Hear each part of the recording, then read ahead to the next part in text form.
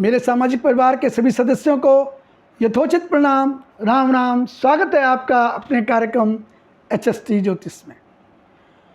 दोस्तों, पिछले एपिसोड में हमने चर्चा की थी मिथुन लग्न की कुंडली की, कि मिथुन लग्न की कुंडली में कौन ग्रह योग कारक है, कौन ग्रह मारक है और कौन ग्रह सम है। आज हम चर्चा करेंगे कर्क लग्न की कुंडली की, कि कर्क लग्न की कुंडली में कौन ग्रह योग कारक होते हैं, कौन ग्रह मारक होते हैं और कौन ग्रह सम होते हैं। प्रोग्राम में जाने से पहले मेरी आपसे रिक्वेस्ट है, अभी तक जिन लोगों ने हमारे चैनल को सब्सक्राइब नहीं किया है, प्लीज़ चैनल को सब्सक्राइब कीजिए, लाइक कीजिए, शेयर कीजिए और कमेंट्स के द्वारा हमें बताइए कि हमारा प्रोग्राम आपको कैसे लगता है। तो दोस्तों, चर्चा करेंगे आज कर्क लग्न की कुंडली की, कि कर्क लग्न की कुंडली में कौन ग्रह योग कारक हैं, कौन ग्रह मारक हैं और कौन ग्रह सम है। मैं आपको दिखाता हूँ, मैंने एक कर्क लग्न की कुंडली ड्रॉ कर रखी है। आप चाहो तो ऐसी एक कुंडली ड्रॉ कर सकते हो, और जिन लोगों की कर्क लग्न है वो लोग ज़रूर इस चीज़ को ध्यान दें और इस चीज़ को समझें कि कौन ग्रह योग कारक होते हैं, कौन ग्रह मारक होते हैं और कौन ग्रह सम होते हैं। देखिए, ये कर्क लग्न की कुंडली है।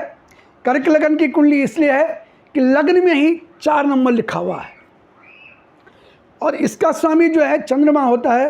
चंद्रमा इस कुंडली का एज ए चीफ मिनिस्टर होने की वजह से प्रबल योग कारक ग्रह है। दूसरा, जहाँ पर 5 नंबर लिखा हुआ, दूसरा भाव, इसका स्वामी सूर्य होता है। सूर्य इस कुंडली में मारक है। अब आप कहोगे कि लग्नेश का तो मित्र है, फिर आप मारक क्यों कह रहे हो। कर्क राशि जो है, यानी चंद्रमा जल तत्व की राशि है और सूर्य अग्नि तत्व की राशि है। दोनों बिल्कुल डिफरेंट है, इसलिए यहाँ पर सूर्य जो है मारक हो गया है, क्योंकि दोनों के तत्व अलग अलग हैं। एक अग्नि तत्व है और एक जल तत्व है। अगर एक है तो दूसरा नहीं है, दूसरा है तो अगला नहीं है। इसकी वजह से सूर्य यहाँ पर जो है मारक ग्रह कहलाया जाएगा। तीसरा, अब तीसरा घर जहाँ पर आप 6 नंबर देख रहे हो, 6 नंबर का स्वामी बुध होता है। इसका जो दूसरा घर है द्वादश भाव में, जहाँ पर 3 नंबर लिखा हुआ है, इन दोनों घरों का स्वामी बुध है। बुध इस कुंडली में मारक ग्रह है, क्योंकि एक तो बुरा भाव 12वां भाव और एक तीसरा भाव। छोटे भाई बहन, छोटी मोटी यात्राएं, भाग दौड़, ये सब चीज़ों का घर है तीसरा। और ये तीसरा खर्च का भाव है, अस्पताल का भाग है, विदेश यात्रा का भाव है, विदेश सेटलमेंट का भाव है। ये सब चीज़ों का दोनों अच्छे भाव नहीं है और लग्नेश का अति शत्रु है। इसकी वजह से जो है बुध यहाँ पर मारक ग्रह कहलाएगा। उसके बाद चौथा भाव देख लिए, जहाँ पर 7 नंबर लिखा हुआ है। इसका स्वामी होता है शुक्र और इसकी जो दूसरी राशि है, दूसरा घर है, वो है एकादश भाव में।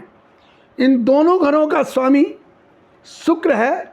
शुक्र इस कुंडली में सम की पदवी लेकर के बैठा हुआ है, क्योंकि शुक्र की एक राशि केंद्र में है, अच्छी जगह पे है, लेकिन दूसरी राशि जो है 11वां भाव है, ये इच्छा पूर्ति का भाव भी है, छोटी मोटी रोग का भी भाव है, क्योंकि ये छठवां जो छठवां है, इससे ये रोग का भाव है। इसकी वजह से शुक्र यहाँ पर सम ग्रह कहलाएगा, क्योंकि एक अच्छे भाव का स्वामी लेकिन लग्नेश का अति शत्रु है। इसकी वजह से शुक्र सम ग्रह कहलाएगा।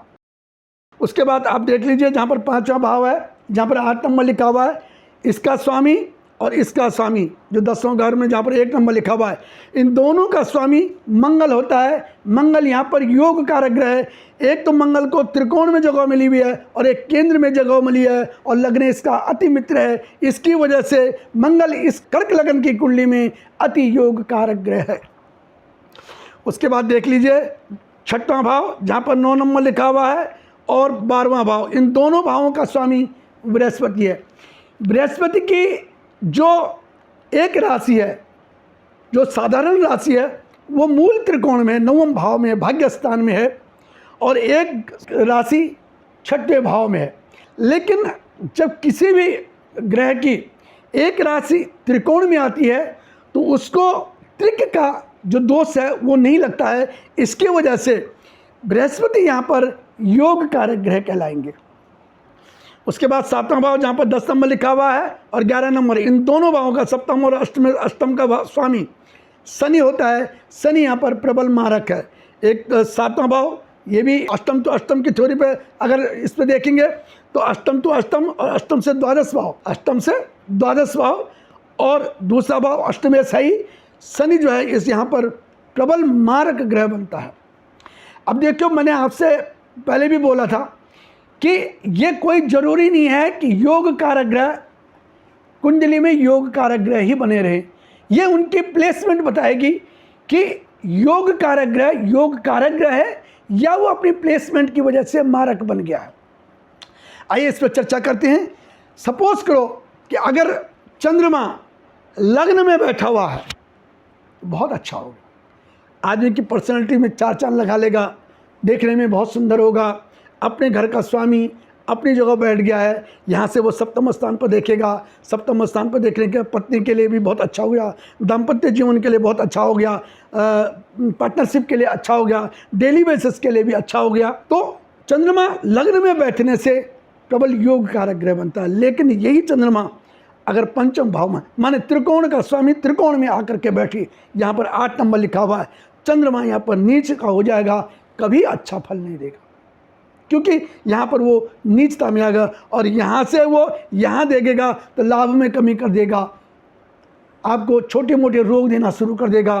तो क्योंकि चंद्रमा की एक ही दृष्टि होती है, सप्तम दृष्टि होती है, तो यहाँ से जब चंद्रमा यहाँ देखेगा तो यहाँ पर रोग बढ़ा देगा, आपकी लाभ में कमी कर देगा।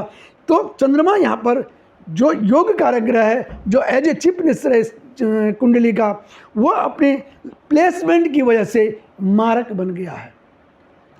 अब देख लीजिए, अगर मैं आपको बात करूंगा शनि का, यहाँ पर शनि सप्तम भाव का स्वामी भी है और अष्टम भाव का स्वामी भी है। ये देख लीजिए, सप्तम भाव का स्वामी और अष्टम भाव का स्वामी, ये दोनों प्रबल मारक ग्रह हैं। लेकिन अगर शनि 6, 8, 12 में कहीं भी बैठेगा और 10वें भाव में, तो इस पर विपरीत राजयोग की कंडीशन आ जाएगी। अगर लग्नेश बली हुआ तो जो मारक ग्रह है वो योग कारक ग्रह बन जाएगा। ये चीज़ मैंने आपको अलग से बता दिया। अब देख लीजिए, सपोज को बृहस्पति अगर 9वें भाव में होगा, बहुत अच्छा होगा। यहाँ से ये पंचम दृष्टि लग्न पे डालेगा, शरीर स्वास्थ्य के लिए अच्छा होगा, पर्सनैलिटी के लिए अच्छा हो गया, पिता के लिए अच्छा हो गया, सबके लिए अच्छा होगा। विदेश यात्रा कर सकता हुआ आदमी, धर्म को मानने वाला होगा, भाग्य उसका बहुत अच्छा होगा। यहाँ से वो सप्तम दृष्टि तीसरे स्थान पर डालेगा तो आपके यहाँ से वो रिमूव करेगा छोट भाग दौड़ होती है, फालतू की भाग दौड़ जो होती है उसको रिमूव करेगा। उसके अलावा 9वीं दृष्टि जब यहाँ डालेगा, 1, 2, 3, 4, 5, 6, 7, 8, 9, 9वीं दृष्टि पंचम स्थान पर डालेगा तो पंचम स्थान के रिगार्डिंग भी वो अच्छा फल देगा। उसके अलावा अगर मैं मंगल की बात करूँगा, मंगल त्रिकोण का स्वामी है और केंद्र का स्वामी है, इन दोनों का स्वामी है, योग कारक ग्रह है। लेकिन अगर यही मंगल लग्न में आ गया तो घंटाधार हो गया, क्योंकि मंगल लग्न में आते ही नीच का हो जाएगा। वो यहाँ पर जो है आप दिक्कत करेगा, आपके पर्सनैलिटी पर बहुत ज़्यादा दिक्कत करेगा। यहाँ से वो चतुर्थ स्थान पर यहाँ देखेगा, यहाँ भी दिक्कत करेगा। घोड़ा माता की तबीयत को, माता के स्वास्थ्य के लिए ख़राब हो जाएगा। उसके अलावा घोड़ा गाड़ी जो भी होगा, भूमि वाहन, उसके लिए भी दिक्कत करेगा। यहाँ से वो सप्तम स्थान पे दृष्टि डालेगा, दाम्पत्य जीवन के लिए खराब होगा, डेली बेसिस के लिए खराब हो जाएगा, पार्टनरशिप के लिए भी खराब हो जाएगा। अष्टम भाव में, अष्टम भाव के रिगार्डिंग भी अच्छा फल नहीं देगा। दोस्तों, आज के एपिसोड में इतना ही। अगले एपिसोड में हम फिर बात करेंगे। तब तक के लिए बहुत बहुत प्रणाम।